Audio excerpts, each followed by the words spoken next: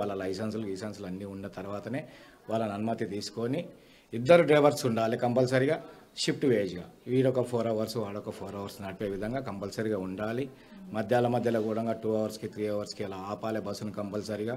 దేనికి టాయిలెట్ వచ్చినా రాకపోయినా ఒక ప్లేస్ అంటూ ఆపాలి. ఒక అరగంట లేట్ పోయినంత మాత్రాన మాకేం పెద్ద ఇబ్బంది జరిగేది ఏం లేదు. కాకపోతే ఇప్పుడైతే మాకు న్యూస్ ప్రకారం తెలిసిందంటే దాదాపు 20 నుంచి 22 మంది సజీవ దహనం జరగడం జరిగింది, కాలిపోవడం జరిగింది.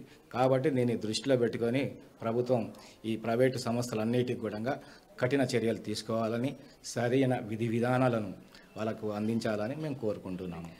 ఇప్పుడు సూర్య ఎక్కడున్నాడు ప్రస్తుతము, ఏమంటున్నారు? అదే కాకుండా అధికారులు ఎవరైనా మీతో మాట్లాడారా, సంప్రదించారా? ఇలా మీ బాబు సేఫ్గా ఉన్నాడు అని ఇట్లా ఎవరైనా చెప్పారా?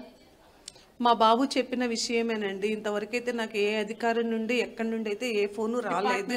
కాల్ రాలేదా? డిపార్ట్మెంట్ నుండి కాల్ వచ్చింది, ఎక్కడున్నారు ఎలా ఉందని అడిగారు. ఇప్పుడైతే మా బాబు గవర్నమెంట్ హాస్పిటల్లోనే ఇంకా చికిత్స పొందుతున్నాడు. డిపార్ట్మెంట్ వాళ్ళు ఏం చెప్పారంటే మీకు ఏమని ఇన్ఫార్మ్ చేశారు? మీ బాబు సురక్షితంగానే ఉన్నాడు, చికిత్స తీసుకుంటున్నారని చెప్పారా? ఎలా అప్రోచ్ అయ్యారు? డిపార్ట్మెంట్ ఫోన్ చేసింది, జయసూర్య మీ అబ్బాయా అని అడిగారు, బాగున్నారా అని అడిగాడు, బాగున్నాడని చెప్పేసారు, ఇంకా ఫోన్ పెట్టేశారండి. ఎలాంటి మాకు రెస్పాన్స్ ఏమి ఇవ్వలేదండి, ఏమి చెప్పలేదు. అంటే వాళ్ళు చెప్పాలి కదా అతను బాగున్నాడా లేదా, మిమ్మల్ని అడుగుతున్నారు. వాళ్ళు అలానే అడిగి ఫోన్ పెట్టేశారు. అయితే నేను అందరినీ మనవి చేసుకునేది ఏంటంటే, దయచేసి అందరినీ కొంచెం ఒక డ్రైవర్ కానివ్వండి, ఒక క్లీనరే, ఎవరైనా సరే అన్నీ పర్ఫెక్ట్గా ఉన్నాయో లేవో చూసి పంపించండి. ఇది 2 రోజులు 3 రోజులు ఇది నడుస్తుంది. తర్వాత ఎవరి పనులు వాళ్ళే. తాగేవాడు తాగుతున్నాడు, నడిపించేవాడు నడిపిస్తున్నాడు. నష్టపోయేది మాత్రం ప్రజలకు దయచేసి అన్యాయం చేయకండి. ఎవరొచ్చినా కొంచెం కఠిన చర్యలు తీసుకొని దానికి తగ్గట్టుగా అన్నీ చూడండి. కుటుంబ సభ్యులు కూడా ఎంతో కన్నీరు మున్నీరుగా వెలపిస్తున్నారు. ప్రస్తుతము ఈ ఘోర రోడ్డు ప్రమాదం అందరినీ కలిసివేస్తుంది. మరోవైపు వాళ్ళ కుటుంబాన్ని నుంచి వాళ్ళ పిల్లలని దూరం చేసింది. కొన్ని కుటుంబాలు అయితే చెల్లా చెదరమైన పరిస్థితి అయితే ఉంది. స్టూడియోస్. Thank you పెట్రిషా. సో మొత్తంగా చూడండి, 23 ఏళ్ళ అబ్బాయి ఈరోజు ఇంటర్వ్యూ ఉందంట ఉద్యోగం కోసం అని చెప్పి. నిన్న 12:54 సమయంలో మధ్యాహ్నం, అంటే ఎగ్జాక్ట్గా ఇదే సమయానికి నిన్న బస్ బుక్ చేసుకున్నాడు. ఆయన మూసాపేట్ వై జంక్షన్ దగ్గర బస్సులోకి ఎక్కాడు. సో 23 ఏళ్ళ వ్యక్తి సూర్య అనేటువంటి ఆ అబ్బాయి తన తల్లిదండ్రులకు చెప్పి ఉదయాన్నే లేచి మంచి చక్కగా పూజ చేసుకొని రేపు ఉద్యోగం, అంటే ఈరోజు ఇంటర్వ్యూ ఉంది ఆయనకి. ఇంటర్వ్యూకి వెళ్ళి ఇక్కడ పక్కన ఫోటోలో కనిపిస్తున్నటువంటి సూర్య అతనే. సో ఆ బస్సులో కూడా 3:30 సమయంలో ఏదైతే ఘటన జరిగిందో ఆ సమయానికి ఆ తండ్రి చెప్తున్న మాట ఏంటంటే, కొంత గాఢ నిద్రలో ఉండుంటాడు ఆ సమయానికి. సో పక్కన ఆల్రెడీ బైక్ ఢీ కొట్టినప్పుడు అందరు నిద్రలో ఉన్నారు కాబట్టి ఏదో జరిగింది అనుకుంటున్నారు, అంత హఠాత్తుగా ఎవరు లేవలేదు. అది గమనించింది కేవలం డ్రైవర్ అండ్ క్లీనర్ మాత్రమే. ఆ తండ్రి చెప్తున్న మాటల్లో అబ్బాయి ఆ తండ్రితో మాట్లాడినప్పుడు, క్లీనర్ ఆయన తప్పించుకొని వెళ్ళిపోయాడు, మాకు కూడా డోర్ తీసుంటే మేము అందరం బయటపడే వాళ్ళమని చెప్తున్నారంట. డోర్ తీయలేకపోయాడు క్లీనర్ కూడా. వెళ్ళి వాళ్ళంతటా వాళ్ళే ఆ మంటలను ఆర్పేందుకు వచ్చిన వాటర్ బాటిల్తో మంటలను ఆర్పేందుకు ట్రై చేశారంట. కానీ అందరిని అలర్ట్ చేసి దించే ప్రయత్నం అక్కడ డ్రైవర్ అండ్ క్లీనర్ చేయలేదు అనేది అటు ప్రయాణికుల యొక్క కుటుంబీకులు మాట్లాడుతున్నమాట. ఈరోజు ఆ అబ్బాయి ఇంటర్వ్యూకి అటెండ్ అయిపోయి ఏదో ఉద్యోగం సాధించకపోతారన్న ఆశలు పెట్టుకున్న తల్లిదండ్రులకి తెల్లవారుజామునే మీ అబ్బాయి వెళ్తున్నటువంటి బస్సులో అగ్ని ప్రమాదం జరిగింది, 23 మంది సజీవ దహనం అయిపోయారు, మీ అబ్బాయి ఆ ఘటనలో నుంచి బయటపడిపోయాడు, గ్లాసులు పగలగొట్టి బయటకు వచ్చి కింద దూకేస్తే 2 కాళ్ళు విరిగిపోయానటువంటి ఆ మాటనే తల్లిదండ్రులకు చెప్పిన తర్వాత తల్లిదండ్రుల పరిస్థితి ఏంటి? ఇంకోవైపు అనుష అనేటువంటి అమ్మాయి, 22 ఏళ్ళ అమ్మాయి సాఫ్ట్వేర్ ఉద్యోగం చేస్తోంది, మంచిగా చక్కగా చదువు చదువుకుంది. చూడండి ఇక్కడ పక్కన ఫోటోలో కనిపిస్తోంది. తల్లిదండ్రులకు మంచి గొప్ప పేరును తీసుకొచ్చింది, చక్కగా చదువు చదువుకుంది, బెంగళూరులో ఉద్యోగం సాధించింది. పండగకని చెప్పి ఇంటికి వచ్చింది. తిరిగి ప్రయాణమైనటువంటి క్రమంలో ఒక్కసారిగా ఈ అనుకోని ఘటన, ఈ యొక్క దుర్ఘటనతో ఏకంగా ఆ కుటుంబం మొత్తం కూడా ఇప్పుడు ఒక్కసారి గుండెలు పగిలేలా రోధిస్తూ ఉన్నారు. ఈరోజు మళ్ళీ అంతా సమయంగా జరిగి ఉంటే ఉద్యోగంలోకి వెళ్ళిపోయి ఉద్యోగం చేస్తూ ఉండేది. అమ్మ నేను చేరుకున్నానని చెప్తే చాలా జాగ్రత్త, మంచిగా తిను, ఇటువంటి మాటలు చెప్పారా తల్లి. తండ్రి కూడా నాన్న నేను చేరుకున్నానని చెప్పగానే నాన్న కొన్ని మంచి మాటలు చెప్పేవాడు, రోజు మాట్లాడుకో అంటే జరిగిపోయేది. ఎవరు ఊహించారు ఈ ఘటనని? చూడండి, ఒక్కరిద్దరు నిర్లక్ష్యం. అక్కడ ముందుగా బైక్ను ఢీకొనగానే అలర్ట్ అయిపోయి ఆపి ఉంటే ఈ ప్రమాదం జరిగేది కాదు. బైక్ను ఢీకొని, బహుశా ఇక్కడ నాకు అనిపిస్తోంది టు మై అనాలిసిస్, ఆ వ్యక్తి బస్సు డ్రైవర్ కూడా హిట్ అండ్ రన్, ఎలా నేను గుద్దేశాను చచ్చిపోయి ఉంటాడు, నేను పారిపోతాననే రకంగా ఇంకా అలాగే డ్రైవ్ చేయడం మూలంగానే ఇదంతా జరిగింది. ఒకవేళ మంటలు కనుక రాకపోయి ఉంటే, ఆల్రెడీ 300 మూటలు దాటిపోయాడు, ఆ మంటలో లేకుంటే సౌండ్ అధికంగా రావడం మూలంగానే బస్ డ్రైవర్ దిగి చూశాడు. లేదనంటే అది కూడా గమనించకపోయేవాడు.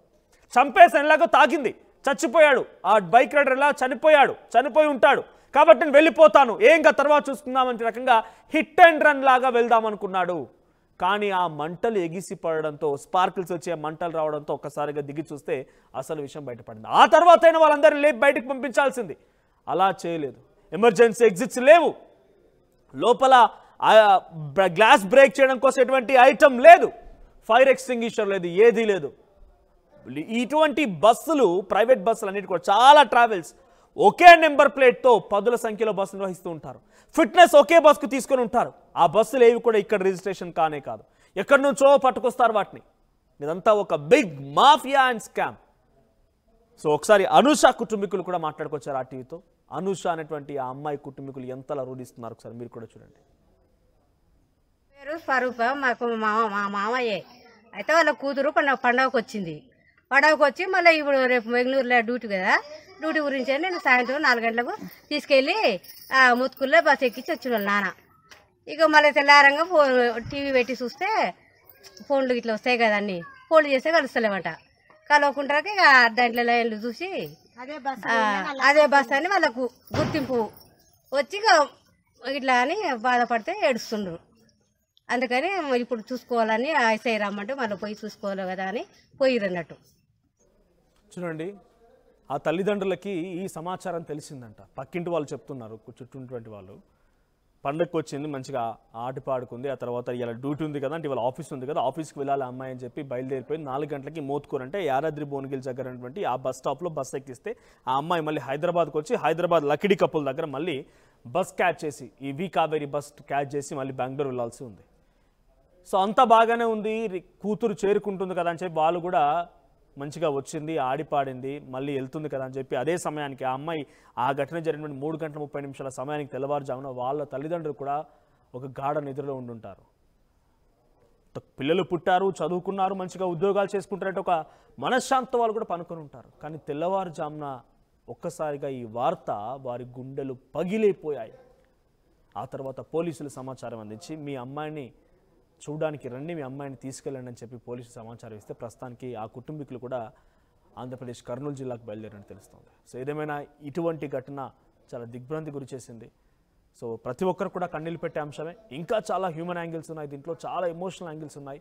ఒకరు ఉద్యోగం కోసం, ఇంటర్వ్యూ కోసం వెళ్తున్నారు, ఇంకొకరు ఉద్యోగం చేయడానికి వెళ్తున్నారు, ఇంకొకరేమో అక్కడ సేల్స్ బిజినెస్లో ఉండిపోయి తమ కుటుంబంతో సహా తిరిగి బెంగళూరు వెళ్తున్నారు. ఇట్లా చాలామంది కూడా ఈ ఘటనలో 22 మంది మరణించారు. అంతా కూడా హైదరాబాద్లో బస్సు ఎక్కిన వాళ్ళే. ఎన్నో ఆశల కొద్ది వారంతా ఊరుగాని ఊరు, పల్లెగాని పల్లె అక్కడికి వెళ్ళి ఉద్యోగాలు చేయాలి, వ్యాపారాలు చేయాలని చెప్పి ఆశయంతో వెళ్తున్నవారు. వారందరి ఆశలన్నీ అడియాశలే కాకుండా కుటుంబీకులు కూడా ఇప్పుడు గుండెలు పగిలేనటువంటి ఒక పరిస్థితి ఏర్పడింది. సో ఇటువంటి ఘటనలు డెఫినెట్గా అందరినీ కలవరపాటు గురి చేసే అవకాశం ఉంటుంది. తగు జాగ్రత్తలు తీసుకోమని ఆర్టీవీ హెచ్చరిస్తోంది. సో మీరు కూడా ఎప్పుడైనా ఇటువంటి ప్రయాణాలు చేసే ముందు ఒక్కసారి ఆలోచించండి. ఎందుకంటే మనం చాలామంది కూడా ఈ బస్సెస్లో బుక్ చేసుకునే సమయానికల్లా తక్కువ ఛార్జెస్, ఎక్కువ ఛార్జెస్ అని చెప్పి కంపేర్ చేస్తూ ఉంటుంటారు. సో దీంట్లో కొన్ని అవకాశాలు ఎలా ఉంటాయంటే, తక్కువ ఛార్జెస్ పెట్టడం అంటే వాడు మనకేం తక్కువగా చేస్తున్నాడంటే ఇవే సేఫ్టీయే ఉండదు. ఒకే నెంబర్ ప్లేట్ పైన 10ల సంఖ్యలో బస్సు ఉంటాయి, మీకు తెలుసు. ఇక్కడ ఒక్క రిజిస్ట్రేషన్ ఉంటుంది. ఇన్ఫ్యాక్ట్ ఈ బస్ కూడా రిజిస్ట్రేషన్ అయింది ఇక్కడ కాదు, డామన్ అండ్ డయ్యూ. అక్కడ ట్యాక్సులు ఉండవు కాబట్టి అక్కడికి వెళ్ళి బస్సులు కొనుక్కొస్తూ ఉంటారు. అక్కడికి వెళ్ళి బస్సులు కొనుక్కొచ్చి ఇక్కడ ప్రభుత్వానికి ఇక్కడ ట్యాక్స్ కట్టాల్సిన అవసరం లేదు, అక్కడే చూసుకుంటారు మొత్తం కూడా. ఇక్కడ నేషనల్ పర్మిట్ తీసుకొని బస్సు మొత్తం కూడా దేశం మొత్తం తిప్పుతూ ఉంటారు. సో చాలా ఘటనలు జరుగుతున్నాయి. ఒకసారి ప్రయాణాలు సాగించే ముందు ఇటువంటి జాగ్రత్తలు కూడా తీసుకోండి. Please be careful. సో ఈ ఘటనకు సంబంధించి ఇంకా మరిన్ని అప్డేట్స్ వస్తూనే ఉంటాయి ఆర్టీవీలో. సో అనూష అండ్ జయసూర్య ప్రాణాలతో బయటపడగలిగాడు. ఆయన కాళ్ళకి ఫ్రాక్చర్ అయింది. కానీ అనూష అనేటువంటి ఈ అమ్మాయి మాత్రం సజీవ దహనం అయిపోయింది.